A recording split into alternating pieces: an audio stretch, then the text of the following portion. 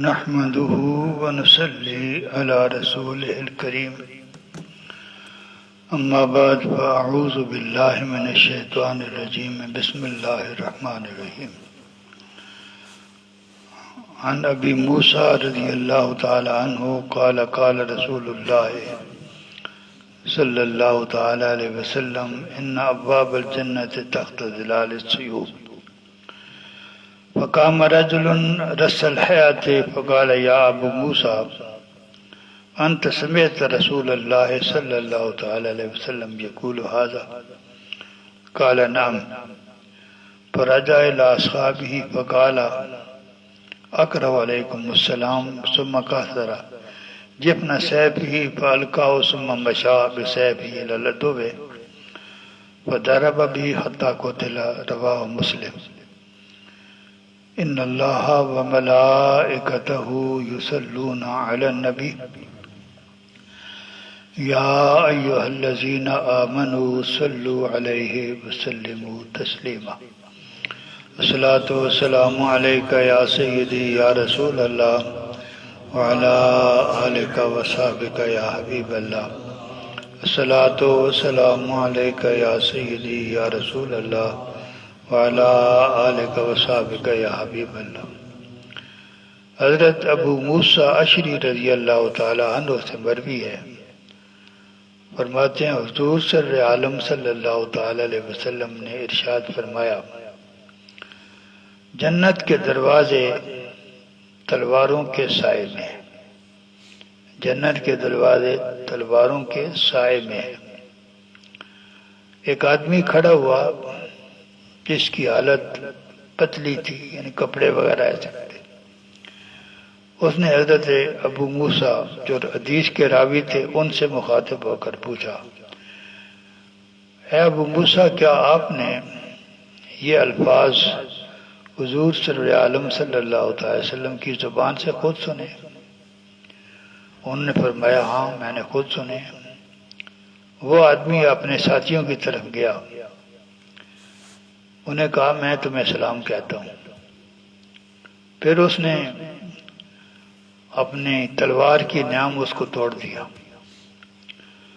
نیام کو توڑ دیا اور اس کو پھینک دیا اور تلوار لے کر جو دشمن کی طرف چلا اور تلوار کے ذات ان کے خلاف لڑائی کی اور شہید ہو گئی. حضور صلی عالم صلی اللہ علیہ وسلم کا ارشاد سنا، سب کچھ بھلا دیا اور جہاد میں شریک ہو کر اپنی جان جب وہ قربان کر دی. اس حدیث پاک کو امام مسلم نے روایت فرمایا ہے. وعن ابن عباس رضی اللہ تعالی عنہ ان رسول اللہ صلی اللہ تعالی وسلم قال لاصحابه انه لما اصيب اخوانكم يوم احد جعل الله ارواحهم في جوف طير خضر ترد انہار الجنت تاکل من ثمارها وتابی الى قنادیل من ذاب معلقۃ من ظل العرش فلما بلغوا طیب مأکلهم ومشرب ومکیلهم قالوا من يبلغ اخواننا عنا اننا احیاء في الجنة لئلا يزدوا في الجنة ولا ينقلوا عند الحرب فقال الله تعالى انا ابلغهم عنكم فأنزل الله تعالى ولا تحسبن الذين قتلوا في سبيل الله أمواتا بل أحياء عند ربهم يرزقون. رواه ابو داود. حضرت عبداللہ ابن عباس رضی اللہ تعالی عنہ سے مروی ہے، حضور صلی اللہ تعالی وسلم نے ارشاد فرمایا، جب میدان احد میں تمہارے بھائی شہید ہوئے، صحابہ کرام سے فرمایا میدان احد میں جب تمہارے بھائی شہید ہوئے، میدان احد میں 70 مسلمان شہید ہوئے تھے. 70 جنگ بدر میں 14 شہید ہوئے تھے، کافر 70 مارے گئے تھے. اور جنگ احد میں مسلمانوں کی چھوٹی سی غلطی سے جیتی ہوئی جنگ بدل گئی تھی، ہار میں تبدیل ہو گئی تھی اور 70 مسلمان شہید ہو گئے تھے اور ان میں حضرت حمزہ رضی اللہ تعالیٰ عنہ بھی شامل تھے. تو جب تمہارے بھائی جو ہیں وہ میدان احد میں شہید ہوئے تو اللہ تبارک و تعالیٰ نے ان کی روحوں کو سبز پرندوں کے وطن میں ڈال دیا، ان شہیدوں کی روحوں کو سبز پرندوں کے جوف اندرونی حصے کو کہتے ہیں اس میں ڈال دیا۔ وہ ان پرندوں کو اپنی سواری بنا کر چلتے تھے، جنت کی نہروں پر جاتے تھے، جنت کے پھل کھاتے تھے، اور پھر سونے کی قندیلیں جو اللہ تعالیٰ کی عرش سے لٹکی ہوئی تھی ان میں جا کر استراحت کرتے تھے۔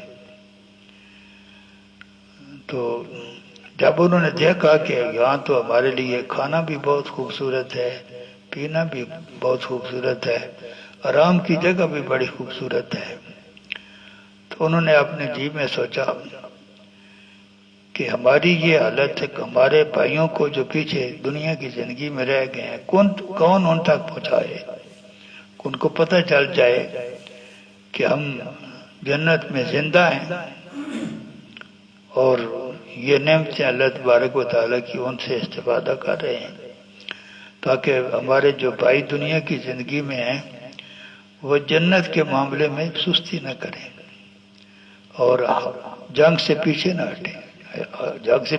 ہٹیں، تو جب انہوں نے یہ خواہش کا اظہار کیا تو اللہ تعالیٰ نے فرمایا، اے میرے شہیدوں، میں تمہاری طرف سے تمہارے بھائیوں کو یہ پیغام پہنچا دیتا ہوں۔ اور جب اللہ تبارک و تعالیٰ نے ان سے یہ وعدہ فرمایا تو پھر قرآن حکیم کی یہ آیت نازل ہوئی، بَلَا تَحْسَبَنَّ الَّذِينَ قُتِلُوا فِي سَبِيلِ اللَّهِ أَمْوَاتًا، جو اللہ تعالیٰ کے راستے میں شہید ہوتے ہیں ان کے بارے میں گمان بھی نہ کرو کہ وہ مر گئے، بل احیاء عند ربہم یرزقون، بلکہ وہ زندہ ہیں اور اللہ تعالیٰ کی بارگاہ سے ان کو رزق ملتا ہے۔ اس حدیث پاک کو امام ابو داؤد نے اپنی صحیح میں روایت فرمایا۔ وعن ابی سعید الخدری رضی اللہ تعالی عنہ ان رسول اللہ صلی اللہ تعالی وسلم قال المؤمنون فی الدنیا علی ثلاثة اجزاء الذین آمنوا باللہ ورسولہ ثم لم یرتابوا وجاہدوا باموالہم وانفسہم فی سبیل اللہ والذی یأمنہ الناس علی اموالہم وانفسہم ثم الذی اذا اشرف علی تمن ترکہ للہ عز وجل، رواہ احمد۔ حضرت ابو سعید خدری رضی اللہ تعالی عنہ سے مروی ہے، حضور صلی اللہ تعالی وسلم نے ارشاد فرمایا، دنیا کے مسلمان تین قسم کے ہیں، تین حصوں میں، تین اجزاء میں تقسیم ہیں۔ سب سے بلند درجہ تو ان کا ہے جو اللہ تعالیٰ پر بھی ایمان لائے، اللہ تعالیٰ کے رسول پر بھی ایمان لائے، اور پھر کبھی اس ایمان میں شک پیدا نہیں ہوا۔ ایمان میں شک کا مطلب کیا ہے؟ انسان کہتا ہے میں اللہ تعالیٰ پر ایمان لاتا ہوں، اللہ تعالیٰ سے ڈرتا ہوں، لیکن جو کچھ وہ کہہ رہا ہے اس کے اعمال اس کی تصدیق نہیں کرتے، کہتا کچھ اور ہے کرتا کچھ اور ہے، تو دیکھنے والے کہیں گے یہ جس بات پر ایمان کا دعویٰ کرتا ہے اس کا ایمان نہیں ہے، شک ہے۔ تو شک نہ کرنے سے مراد یہ ہے کہ جو کچھ وہ کہہ رہا ہے اس کے اعمال جو ہیں وہ اس کی تصدیق کریں۔ اگر ایمان پکا ہو تو آدمی غلط کام کر ہی نہیں سکتا۔ مجھے پتا ہو کہ میں جو حرکت کر رہا ہوں یہ ایمان یہ ہو کہ میرا رب مجھے دیکھ رہا ہے، کیسے کر سکتا ہوں؟ ایمان کمزور ہوتا ہے تب یہ جانتے ہوئے کہ جو کچھ میں کر رہا ہوں میرا رب دیکھ رہا ہے، تو ایمان کی موجودگی میں کیسے بندہ کر سکتا؟ باپ سامنے موجود ہو تو غلط کام بچہ نہیں کر سکتا، کیوں؟ پتہ ہے باپ دیکھ رہا ہے، اس کا کوئی جب وہ نتیجہ بھی نکلے گا۔ تو ایمان کمزور ہوتا ہے جب تب بندہ وہ کام کرتا ہے جس سے اللہ تعالیٰ ناراض ہوتا ہے۔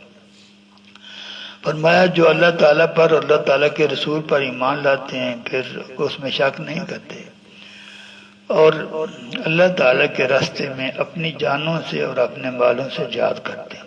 ایک طبقہ تو یہ ہے. اور دوسرا طبقہ وہ ہے جن سے لوگ اپنے مال اور اپنی جان کے معاملے میں ان کو خطرہ کوئی نہیں ہے. لوگوں کو، دوسرے لوگوں کو ان سے خطرہ نہیں ہے کہ ان کی جان کو نقصان پہنچائیں گے یا مال کو نقصان. ایک مومن وہ یہ ہے. قرآن حدیث پاک ہے کہ مومن وہ ہے جس کی ہاتھوں سے اور جس کی زبان سے مسلمان محفوظ رہیں. تو یہ وہ طبقہ ہے. اور تیسرے نمبر پر وہ ہیں جو لالچ کی وجہ سے کوئی ایسا کام کرنے کا ارادہ کرے جس کو اللہ تعالیٰ نے ناپسند کیا ہے. یہ ارادہ کرے اور پھر اس اللہ تعالیٰ کا خیال آ جائے اور اللہ تعالیٰ کے خوف سے اس کو چھوڑ دے. تو تیسرا طبقہ جو ہے وہ دنیا میں مسلمانوں کا یہ تین طبقے ہیں جو حضور صلی اللہ علیہ وسلم نے فرمائی ہے. ایک وہ جو ہر معاملے میں ٹھیک ہے، ایمان بھی پکا ہے، عمل بھی ایمان کے مطابق ہے، اللہ تعالیٰ کے راستے میں جہاد بھی کرتے ہیں، ان کا تو جواب ہی نہیں. دوسرا وہ جو اتنا کرتے ہیں کہ اور کچھ کریں یا نہ کریں کسی مسلمان کو ان سے کسی قسم کا ضرر نہیں پہنچتا. اور تیسرے وہ جو گناہ گار ہوں، گناہ کرتے ہیں اور کبھی نیت جو ہے وہ خراب ہو جائے، کوئی کام برا کرنے کا ارادہ کریں اور پھر اللہ تعالیٰ کا خوف آ جائے، پھر اللہ تعالیٰ کا خوف آئے وہ چھوڑ دیں. تو اللہ تبارک و تعالیٰ اس صورت میں جب آدمی گناہ کا ارادہ کرے اور پھر اللہ تعالیٰ کے خوف کی وجہ سے اس گناہ کو چھوڑ دے تو اللہ تعالیٰ اس کے نامہ اعمال میں نیکی لکھتا ہے، اس کے نامہ اعمال میں نیکی. وآخر دعوانا ان الحمد للہ رب العالمین.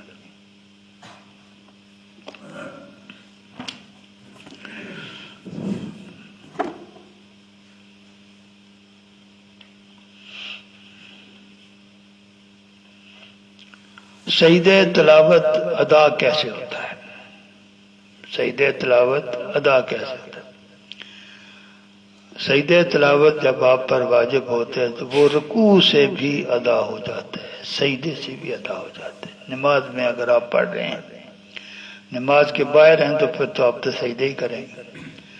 نماز کے اندر اگر آپ جس مقام پر آپ نے آیت سجدہ تلاوت کی وہاں صرف رکوع کریں تو اس سے بھی سجدہ تلاوت ادا ہو جاتا ہے. صرف رکوع کرنے سے بھی ہو جاتا ہے، لیکن ایسا لوگ کرتے نہیں ہیں. لیکن فقہ کی کتاب لکھتی ہے کہ صرف رکوع کرنے سے بھی ہو جاتا ہے. ایک نماز کے اندر مختلف رکعتوں کے جو رکوع ہیں ان کی بات نہیں، ان کی بات بعد میں ہوگی. تو جہاں آپ نے آیت سجدہ تلاوت کی وہ رکوع کر لیں، تبھی جو سجدہ تلاوت ادا کرنے کا حکم ادا ہو جائے گا. سجدہ کر لیں، عام سجدہ ہی کرتے، سجدہ کرنے سے بھی ادا ہو جائے گا. اگر آپ نماز پڑھتے ہوئے آیت سجدہ تلاوت کریں اور وہیں آیت کا رکوع کر لیں، آیت کا رکوع کر لیں اور رکوع کرتے ہوئے یہ بھی نیت کریں کہ میں رکوع کے ذریعے سجدہ تلاوت ادا کرنا چاہتا ہوں، تو رکوع سے ہی سجدہ تلاوت جو ہے وہ ادا ہو جائے. رکوع سے سجدہ تلاوت ادا ہو جائے. اسی وقت جب آپ نے آیت سجدہ تلاوت کی ہے اسی وقت سجدہ بھی رکوع اور اس کے بعد سجدہ کر لیں تب بھی ادا ہو جائے. لیکن اگر آپ نے فوراً جہاں آیت سجدہ تلاوت کی وہاں سجدہ نہیں کیا، دو آیتیں اور پڑھ لی، دو آیتیں اور پڑھنے کے بعد آپ نے اگر رکوع اور رکعت کا رکوع سجدہ کیا تو اس سے سجدہ تلاوت ادا نہیں ہوگا. اگر فالتو سجدہ یا رکوع آپ اسی وقت کریں گے، لیکن جو رکوع کا سجدہ اور تلاوت ہے وہ اگر فوراً کریں گے تو وہ اس سے بھی آپ کا سجدہ تلاوت ادا ہوگا. اس لیے ہم یہاں ایسے ہی کرتے ہیں جو ہی آیت عام طور پر لوگوں کو جو عجیب لگتی ہے یہ کیسے کرتے ہیں، جب آپ آیت سجدہ تلاوت کریں وہیں رکوع کر لیں، سجدہ کر لیں رکعت کا، اس سے سجدہ تلاوت ادا ہو جاتا ہے۔ ہم یہاں یہ ایسے ہی کرتے ہیں۔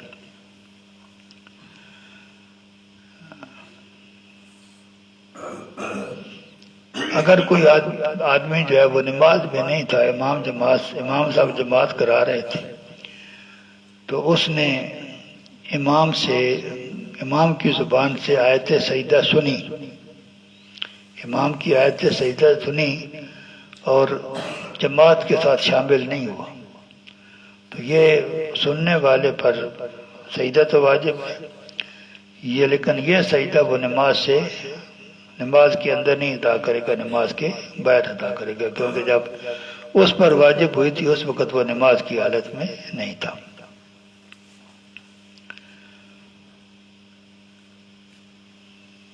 اور اگر اس نے اسی امام کے پیچھے نماز بھی نیت کر دی، لیکن امام نے پہلی رکعت میں آیت سجدہ تلاوت کی تھی، ظاہر امام جب آیت سجدہ تلاوت کرے گا وہیں رکوع سجدہ کرے گا، تو اس نے اس رکعت میں امام کی جس میں اس نے رکوع کیا تھا اس میں اس نے امام کے پیچھے نماز کی نیت نہیں کی، بعد والی رکعت میں نیت کی، تو یہ سجدہ بھی وہ نماز سے بعد ادا کرے، یہ سجدہ بھی نماز کے بعد ادا کرے۔ ایک آدمی جو ہے امام صاحب نے پہلی رکعت میں آیت سجدہ تلاوت کی، ساتھ ہی سجدہ بھی ادا کر لیا، تو کوئی آدمی اسی پہلی رکعت میں اس نے بھی امام کی ابتدا میں نماز شروع کر دی، تو یہ سجدہ اس کا حکماً ادا ہو گیا، کیونکہ اسی رکعت میں امام نے سجدہ کیا، یہ رکعت اس کو مل گئی ہے، اس لیے اس کو یہ سجدہ اس کو کرنا ہی نہیں پڑے گا۔ امام نے جس رکعت میں سجدہ کیا وہ اسی رکعت میں امام کا مقتدی بن گیا، یہ سجدہ اس کی طرف سے امام نے کر لیا، اس کو یہ سجدہ نہیں کرنا پڑے گا۔ اگر بعد والی رکعت میں آپ شامل ہوئے، سجدہ پہلے پڑھا گیا تھا، تو وہ پہلے ہم پڑھ چکے ہیں کہ وہ سجدہ آپ نے وہ نماز سے باہر کرنا ہے۔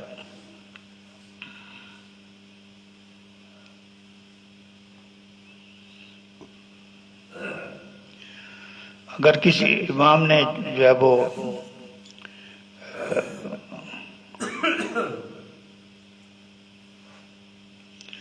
اس وقت امام کا جو ہے وہ مقتدی بن گیا جب اس نے آیت سجدہ تلاوت کی تھی، بعض اوقات فوری طور پہ امام سجدہ نہیں کرتا، آیت سجدہ پڑھی، اس کے لیے ضروری ہے کہ اسی نماز میں جس نماز نیت کی ہوئی ہے اسی کے اندر یہ سجدہ کرے، لیکن ممکن ہے کہ کوئی آدمی جو ہے بھول گیا میں نے آیت سجدہ تلاوت کی، پہلی رکعت میں آیت سجدہ تلاوت کی، ذہن میں نہیں تھا، دوسری رکعت میں یاد ہے میں نے آیت سجدہ تلاوت کی ہے، تو وہاں بھی وہ سجدہ کرے گا، وہ ادا ہو جائے۔